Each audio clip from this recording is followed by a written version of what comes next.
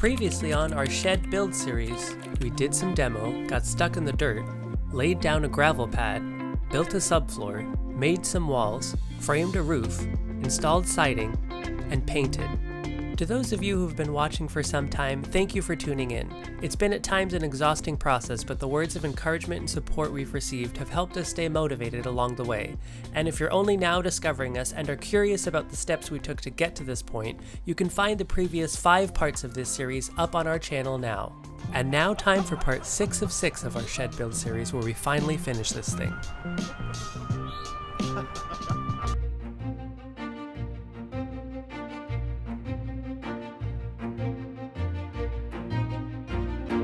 With the roof framed, we were ready to start laying down some roof decking. We used more zip sheets for this, just of a thicker and more sturdy variety, and secured the panels to the 2x6 roof rafters, making sure to stagger the seams. In order to make things easier, we clamped down some scrap 2x4s to the rafters to create a ledge for each row of paneling to help hold it in place before we nailed.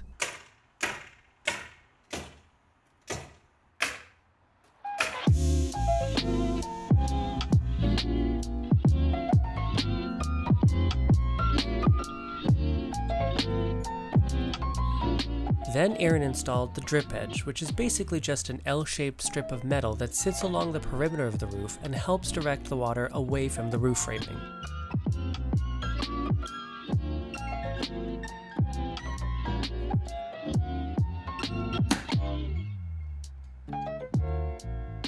With the drip edge in place and the seams of the roof decking taped up, we were ready for shingles. We went with an architectural shingle by Gaff. It's made up of multiple asphalt and fiberglass layers fused together to create a multi-dimensional look that mimics the traditional look of wooden shingles. Part of the Timberline HDZ series, the HDZ RS shingles contain an added reflective coating that promises to keep the roof cool even when using darker colors like the charcoal finish we went with, making them compliant with the California cool roof requirements of our area. The shingles are roughly 13 by 39 inches, and they have an adhesive strip on the face of each shingle right where the next row of shingle will sit that glues down that next row. The glue is activated by the heat of the sun. You just need to make sure to stagger the seams when you start each run. Before laying down the shingles, we installed starter strips along the perimeter of the roof, which helps to protect the joints at the eaves and improves the roof's wind resistance by sealing the first run of shingles tightly to the decking. The nails get applied along the nailing strip, which sits between the 2 rows of adhesive and gets covered by the next row of shingles.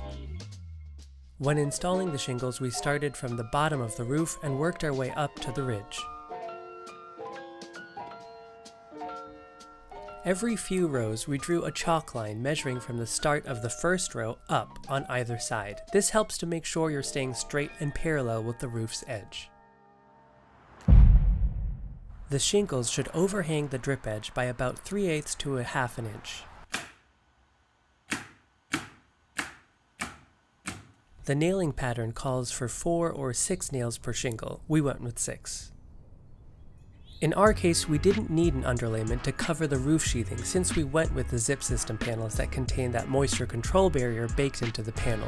But if you're using traditional plywood or OSB, you will need to add a layer of roofing underlayment before installing the shingles. With the seams staggered, you should only need to make cuts at the start and end of each row, and the shingles cut easily with a utility knife.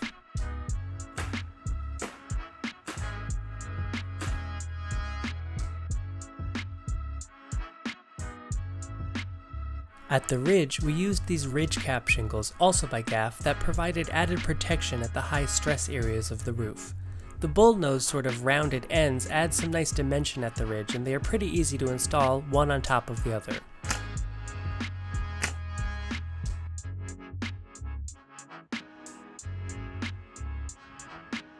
For the doors, I made a torsion box assembly in order to keep the doors relatively lightweight and also to allow room for insulation. A torsion box is a completely flat, lightweight structure made up of 2 flat surfaces sandwiched around a grid of cross members. In our case, we used 2x4s for the internal structure and 2 plywood panels glued to the top and bottom, with rigid foam insulation panels placed between the 2x4 cross members.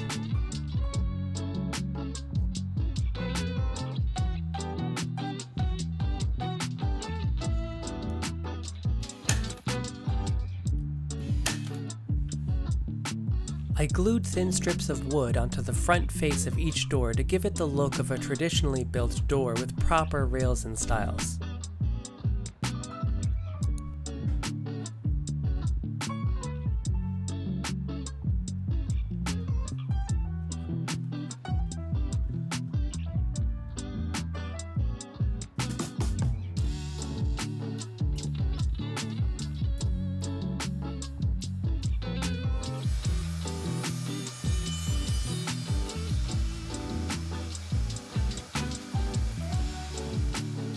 Then I routed out my hinge mortises on the sides of each door panel, and gave each door 1 coat of primer and 2 coats of paint.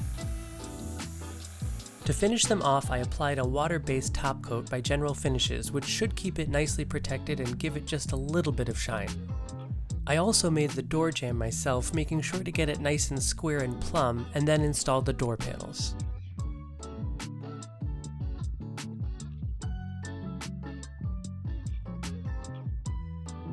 Then we were ready to insulate. In order to continue with our plans to keep the space at least moderately climate controlled, we added batt insulation between the studs of the walls, and Aaron applied spray foam to the underside of the roof.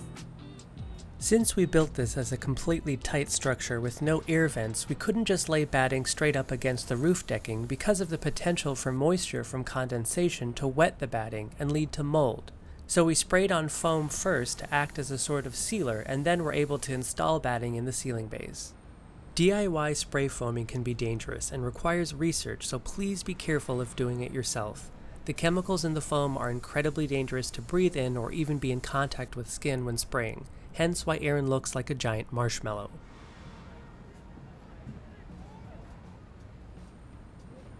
We debated for some time on how to finish off the inside. Since it is just a storage shed, we easily could have left it as is, but in order to future-proof, we decided to add just a bit of finishing work to the inside of the shed. In some far-off, distant, imagined future where life is less busy and we can finally get rid of some of our stuff, we may want to use this space for something other than just storage. It also could be used as a really cool detached office or studio space for future owners of the house. That's at least how we justified it to ourselves. So we decided to go ahead and add some drywall, keeping it easy by only applying to the walls and not bothering with the ceiling, and adding some really cheap vinyl flooring we found to finish off the floors.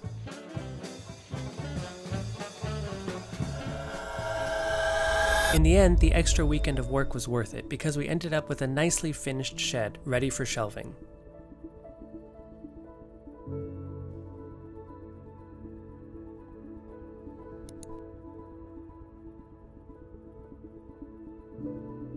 And for anyone wondering what the deal is with this building directly in front of the shed entrance, it was a very poorly built add-on attached to the garage workshop that we were using as temporary makeshift storage.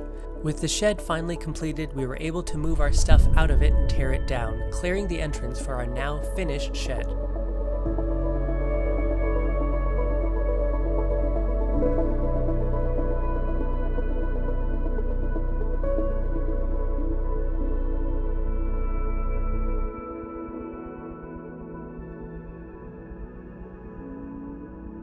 To everyone who stuck around with us on this months-long journey of building the shed, thank you so much for your support.